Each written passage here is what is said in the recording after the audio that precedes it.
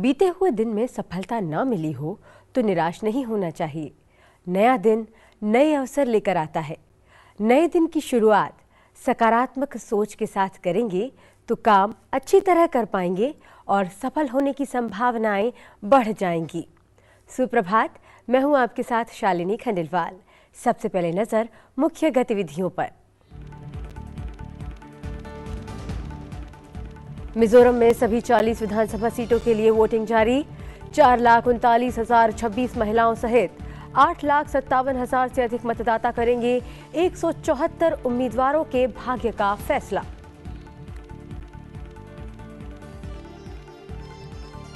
छत्तीसगढ़ विधानसभा चुनाव के पहले चरण में 20 सीटों पर मतदान शुरू। 223 उम्मीदवारों की किस्मत का होगा फैसला। बाकी 70 सीटों पर 17 नवंबर को डाले जाएंगे वोट। प्रधानमंत्री नरेंद्र मोदी ने ईरान के राष्ट्रपति से की बात। पश्चिम एशिया में मुश्किल हालात और इजराइल हमास संघर्ष पर हुई चर्चा। आतंकवादी घटनाओं, हिंसा और आम नागरिकों की मौत पर प्रधानमंत्री ने जताई गहरी चिंता। भारत यात्रा पर आए भूटान नरेश जिग्मे खेसर नामग्याल वांगचुक ने प्रधानमंत्री नरेंद्र मोदी से की मुलाकात। प्रधानमंत्री ने दोहराई प्राथमिकताओं के आधार पर भूटान के सामाजिक आर्थिक विकास के लिए भारत की तरफ से पूर्ण समर्थन देने की बात। और उपराष्ट्रपति जगदीप धनखड़ ने IIT बॉम्बे में छात्रों और फैकल्टी मेंबर के साथ किया संवाद। विकसित भारत एट 2047 के हिस्से के रूप में राष्ट्र निर्माण में युवाओं की भूमिका विषय पर की बातचीत। सुप्रभात में अब बात विस्तार से। मिजोरम में सभी 40 विधानसभा सीटों के लिए और छत्तीसगढ़ विधानसभा चुनाव के पहले चरण में 20 सीटों पर कड़ी सुरक्षा के बीच मतदान जारी है। छत्तीसगढ़ में नक्सल प्रभावित बस्तर संभाग की 12 और राजनांदगांव क्षेत्र की 8 सीटों पर वोट डाले जा रहे हैं। 20 सीटों में से 10 पर सुबह 7 बजे से मतदान जारी है, जो दोपहर 3 बजे तक चलेगा, जबकि बाकी 10 सीटों पर सुबह 8 बजे से मतदान शुरू हुआ है, जो शाम 5 बजे तक चलेगा। पहले चरण की 20 सीटों पर कुल 223 उम्मीदवार मैदान में हैं। वहीं मिजोरम में 40 विधानसभा सीटों के लिए 1,276 मतदान केंद्र बनाए गए हैं। राज्य के 8,51,895 मतदाता 174 उम्मीदवारों की किस्मत का फैसला करेंगे। राज्य में Mizo national front, Zoram people's movement, Congress और भाजपा के बीच मुख्य मुकाबला है।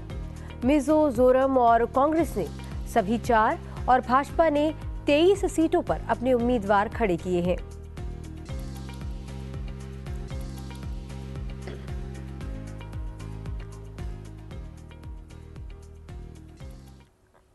प्रधानमंत्री नरेंद्र मोदी ने मिजोरम और छत्तीसगढ़ के लोगों से अधिक संख्या में मतदान करने का आग्रह किया है। उन्होंने अपने सोशल मीडिया अकाउंट एक्स पर पोस्ट करते हुए कहा कि छत्तीसगढ़ और मिजोरम में आज लोकतंत्र के पावन उत्सव का दिन है। उन्होंने लोगों से रिकॉर्ड संख्या में मतदान करने का आह्वान किया। प्रधानमंत्री ने कहा कि विशेष रूप से युवा और पहली बार मतदाताओं से आग्रह करता हूं कि वे अपने मताधिकार का प्रयोग करें और लोकतंत्र के त्योहार का मजबूती से मनाएं।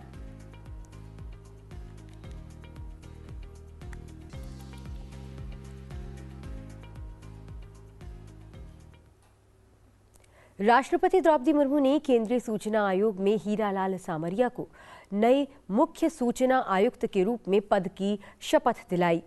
हीरालाल सामरिया ने सरकार में कई महत्वपूर्ण पदों पर काम किया है, जिनमें श्रम और रोजगार मंत्रालय में सचिव और रसायन और उर्वरक मंत्रालय में संयुक्त सचिव के पद शामिल हैं। वो तेलंगाना कैडर के 1985 बैच के अधिकारी हैं। उन्हें वर्ष 2020 में सूचना आयुक्त के रूप में नियुक्त किया गया था। वो वर्तमान में सूचना आयुक्त का कार्यभार संभाल रहे थे। शपथ के अवसर पर उपराष्ट्रपति जगदीप धनखड़, प्रधानमंत्री नरेंद्र मोदी और कार्मिक राज्य मंत्री डॉक्टर जितेंद्र सिंह मौजूद रहे।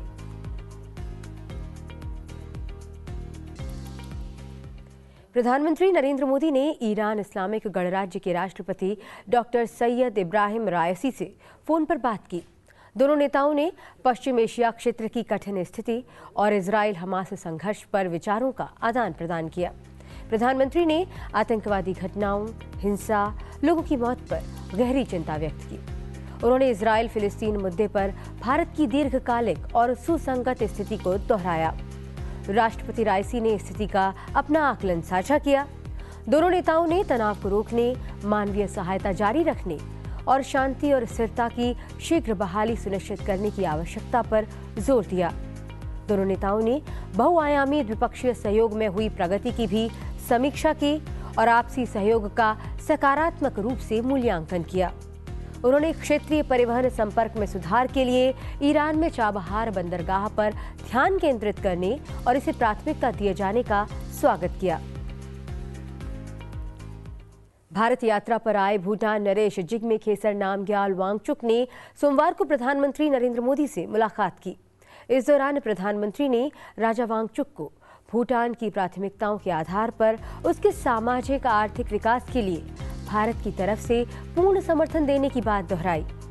वार्ता के बाद जारी एक संयुक्त बयान में कहा गया कि दोनों पक्षों ने असम के कोकराझार को भूटान के गेलेफू से जोड़ने वाले प्रस्तावित सीमा पार रेल लिंक के लिए स्थान तय करने के लिहाज से सर्वेक्षण को लेकर सहमति जताई है। बयान में कहा गया है कि दोनों पक्षों ने पश्चिम बंगाल में बनारहाट और भूटान में समत्सी के बीच रेल संपर्क स्थापित करने के लिए विचार करने पर भी सहमति जाहिर की। बैठक में दोनों नेताओं ने भारत भूटान साझेदारी के विस्तार का सकारात्मक मूल्यांकन किया, जिसमें सीमा पार व्यापार के बुनियादी ढांचे, व्यापार और पारस्परिक निवेश, ऊर्जा, स्वास्थ्य, शिक्षा, अंतरिक्ष प्रौद्योगिकी और लोगों के बीच के संपर्क के नए क्षेत्र शामिल हैं। आपको बता दें कि भूटान नरेश ने 3 नवंबर को गुवाहाटी से अपनी 8 दिवसीय भारत यात्रा शुरू की थी। वांगचुक की भारत यात्रा ऐसे समय में हो रही है जब भूटान और चीन अपने दशकों पुराने सीमा विवाद के शीघ्र समाधान के लिए नए सिरे से बातचीत करने पर जोर दे रहे हैं। उपराष्ट्रपति जगदीप धनखड़ ने संसद भवन देखने आए सैनिक स्कूल झुंझुनू के छात्रों से संसदीय सौध विस्तार भवन में संवाद किया।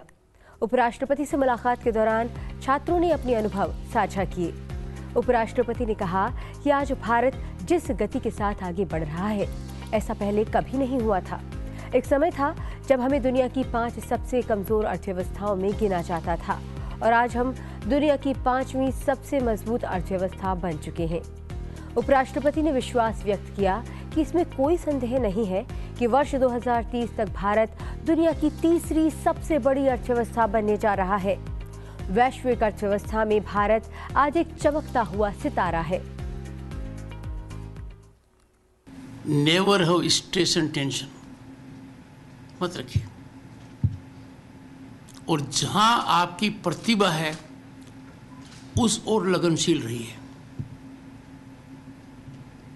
The moment you fear failure कि क्लास में नंबर 1 नहीं आऊंगा तो क्या होगा, ये डर आपको खत्म कर देगा। और ये डर सिर्फ दिमाग में है, किसी और के नहीं है। So never have any kind of fear, no tension, no stress, and make everyone proud. How do you make yourself proud? By being good citizens. पहले एक वातावरण था कि गंदगी को देखकर हम आगे चल जाते थे, आजकल नहीं चलते। नहीं, गंदगी से हमारी आंखों में किरकिरी सी हो जाती है।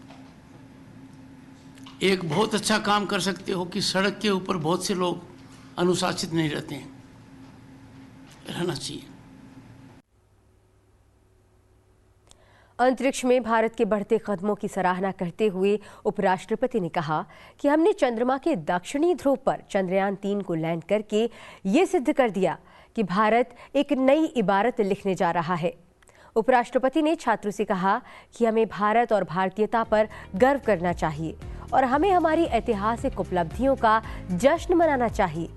भारत की विकास यात्रा में हमें यथासंभव योगदान देकर भारत को विश्व गुरु बनाने की दिशा में प्रयास करना चाहिए। 27 अगस्त को उपराष्ट्रपति राजस्थान के दौरे पर गए थे, जहां उन्होंने सैनिक स्कूल झुंझुनू के छात्रों को संबोधित किया था। इस अवसर पर उपराष्ट्रपति जगदीप धनखड़ ने छात्रों को संसद के नए भवन के भ्रमण के लिए आमंत्रित किया था। आप लोगों के लिए आज के भारत में इतने अवसर उपलब्ध हैं कि आपको किसी प्रकार की कोई चिंता करने की आवश्यकता नहीं है।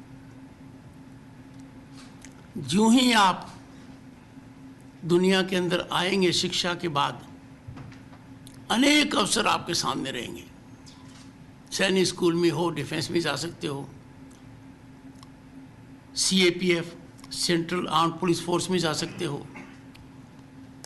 कई बहुत सी ऐसी जानकारियां हैं जो शायद आप तक ज़्यादा पहुंची नहीं है।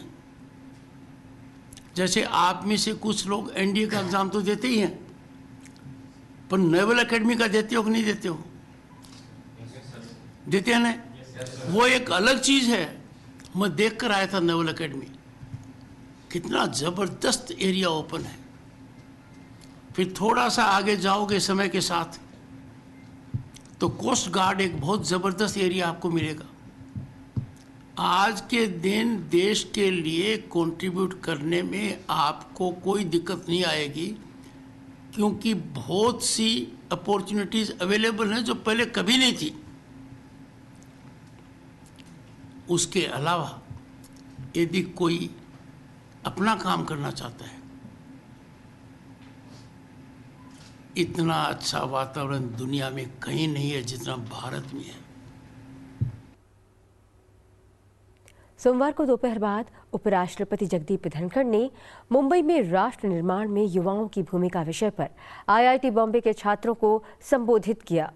उपराष्ट्रपति ने कहा कि आईआईटी की यात्रा उन्हें प्रेरित और उत्साहित करती है। उन्होंने कहा कि आपके पास दुनिया को बदलने की क्षमता वाला मानव संसाधन है। आप समाज की भलाई के लिए मिलकर और एकजुट होकर काम करते हैं। अनुसंधान और नवाचार के माध्यम से सभी के जीवन को आसान बनाते हैं। उपराष्ट्रपति ने कहा कि राष्ट्र निर्माण में युवाओं की सबसे महत्वपूर्ण भूमिका है। आप शासन में सबसे महत्वपूर्ण हितधारक हैं और भविष्य आपके कंधों पर टिका है। उपराष्ट्रपति ने भरोसा जताया कि युवा 2047 तक भारत को एक विकसित राष्ट्र बनाने में नेतृत्व करेंगे। Youth have, according to me, the most significant role in nation building. India is known for demographic dividend, which means the dividend that is before me. You are the greatest, most significant stakeholders in governance. You will have to carry future on your shoulders, and therefore your spinal strength matters. And I have no doubt, I am not a medical specialist, but I know enough about spine.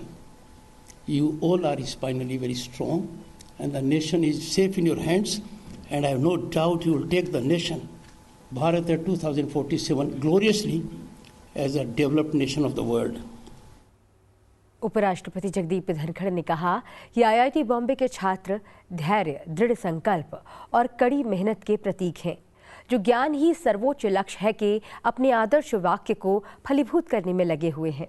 उन्होंने कहा कि केवल ज्ञान ही परिभाषित करता है कि आप दुनिया में कहां खड़े हैं।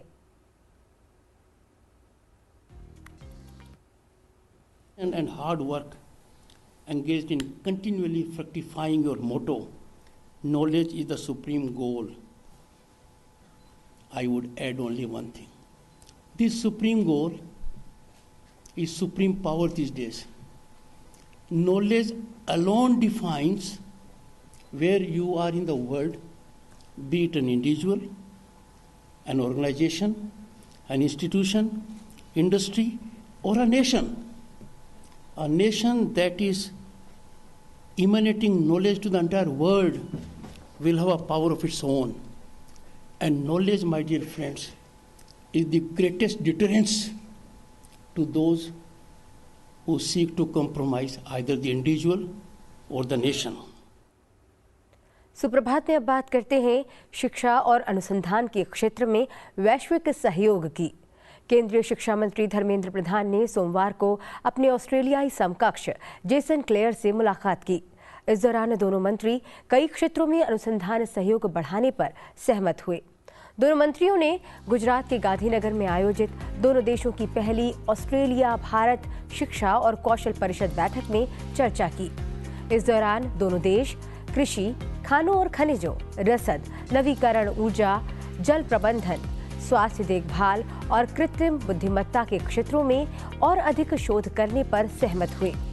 साथ ही छात्र और faculty exchange programme, dual degree, twin degree और जॉइंट पीएचडी को बढ़ाने पर भी दोनों नेता सहमत हुए।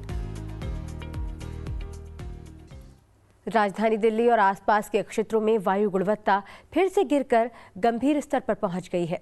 इसके चलते प्रदूषण नियंत्रण योजना के तहत सख्त प्रतिबंध लागू किए गए हैं।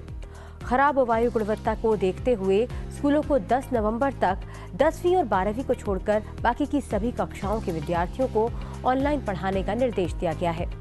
10 नवंबर तक 5वीं तक के स्कूल बंद रहेंगे।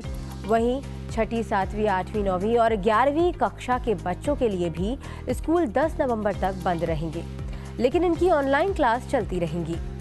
बोर्ड की परीक्षाएं नजदीक होने के कारण 10वीं और 12वीं के बच्चों के लिए स्कूल खुले रहेंगे। वायु प्रदूषण को देखते हुए और इवन प्रणाली 13 से 20 नवंबर तक एक सप्ताह के लिए लागू रहेगी। इस योजना के तहत ऑड इवन पंजीकरण संख्या वाली कारों को वैकल्पिक दिनों पर चलाने की अनुमति दी जाएगी। सरकार के फैसले के मुताबिक दिल्ली में BS3 पेट्रोल और BS4 डीजल कार पर बैन जारी रहेगा और किसी भी तरह का निर्माण कार्य नहीं होगा।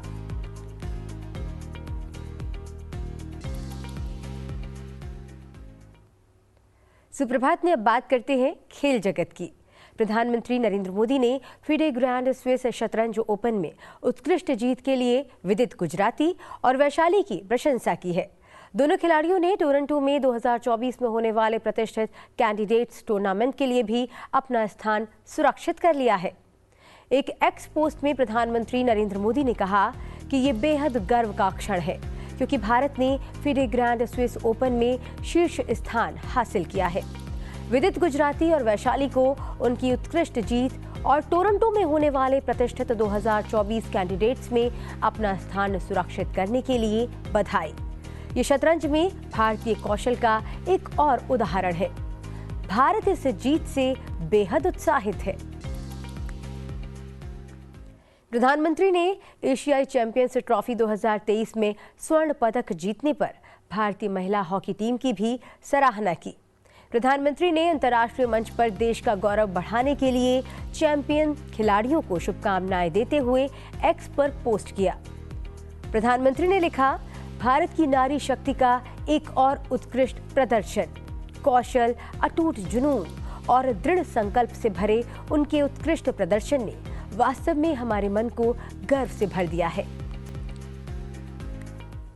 और अब बढ़ते हैं आगे और बात करते हैं आज के दिन से जुड़े इतिहास की और जानते हैं आज के दिन से जुड़ी मुख्य घटनाओं के बारे में। 7 नवंबर साल 1858 को बिपिन चंद्र पाल का जन्म बंगाल के हबीबगंज जिले यानी आज के बांग्लादेश में हुआ। वे भारत के एक महान स्वतंत्रता सेनानी थे। बिपिन चंद्र पाल गरम दल के 3 प्रमुख नेताओं लाल बाल पाल में से एक थे। लाला लाजपत राय, बाल गंगाधर तिलक और बिपिन चंद्र पाल को सम्मिलित रूप से लाल बाल पाल के रूप में जाना जाता है। उनका नाम भारत के स्वाधीनता संग्राम के इतिहास में क्रांतिकारी विचारों के जनक के रूप में जाना जाता है। एक शिक्षक होने के साथ ही बिपिन चंद्र पाल पत्रकार और एक कुशल वक्ता भी थे। साल 1905 से 1918 तक की अवधि में वे भारतीय स्वतंत्रता संग्राम के दौरान गर्म राष्ट्रवादी विचारों के प्रतीक रहे। 7 नवंबर साल 1888 को सर चंद्रशेखर वेंकट रमन का जन्म तमिलनाडु के तिरुचिरापल्ली में हुआ। सीवी रमन भारतीय भौतिक शास्त्री थे। हर साल 28 फरवरी को राष्ट्रीय विज्ञान दिवस सर चंद्रशेखर वेंकट रमन के 1928 में रमन प्रभाव की खोज के उपलक्ष्य में मनाया जाता है। इस दिवस को मनाने का उद्देश्य वैज्ञानिक सोच को बढ़ावा देना, लोगों में वैज्ञानिक चेतना को बढ़ावा देकर एक सकारात्मक वैज्ञानिक अनुसंधान संस्कृति का निर्माण करना है। इस खोज के लिए उन्हें साल 1930 में भौतिकी के नोबेल पुरस्कार से सम्मानित किया गया। साल 1954 में उन्हें भारत रत्न से नवाजा गया। इस समय पूरे देश में त्योहारों की उमंग है।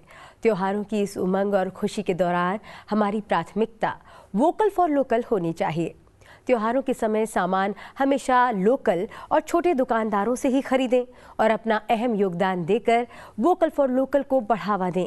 प्रधानमंत्री नरेंद्र मोदी ने स्थानीय उत्पादों को बढ़ावा देने को लेकर एक प्रेरक वीडियो साझा किया है।